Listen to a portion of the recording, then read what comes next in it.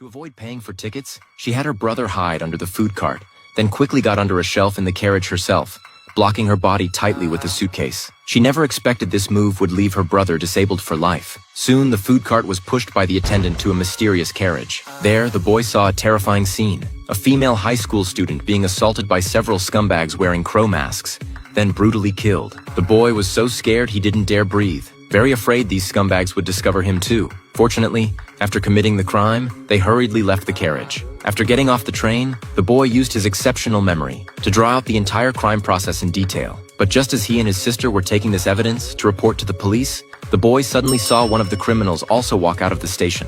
The scene from the carriage flashed through his mind again, scaring him so much he threw down the comic and ran. He accidentally got hit and sent flying by a car on the road. When his sister rushed over to check his injuries, he was already lying on the ground unable to move. His entire left leg had been crushed. From then on, Jimmy could only go out wearing a prosthetic leg. Besides his body, he also suffered psychological torture. Every night he had nightmares about the carriage murder case. But soon good news came. Those criminals who killed the girl were dying one by one. First was the woman who stabbed the girl several times. That day she came home drunk. Just as she got off the elevator, she saw the hallway lights flickering constantly. A bad feeling immediately welled up in her heart, scaring her into quickly opening the password lock on her door. But just as she finished entering the password, a black hand suddenly appeared behind her and pressed the confirm button for her. She didn't expect the person was also wearing a crow mask.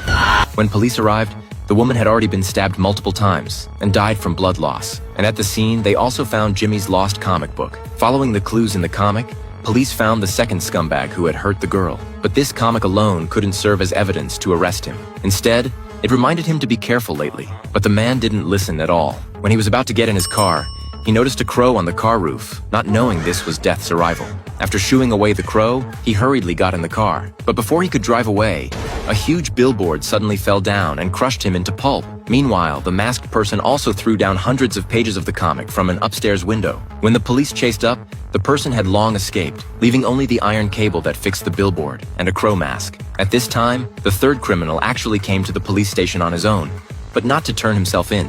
He came seeking police protection. To draw out the masked person, the police had no choice but to temporarily agree. The criminal was now a company boss. Based on his work schedule, the police chief determined the masked person would strike tonight. So they found an officer with a similar build to the criminal, put on special clothing and a mask, and had him replace the criminal to attend a lighting ceremony at an event. Unexpectedly, just as he extended the torch into the fire pit, the blazing fire climbed up the wooden stick to his entire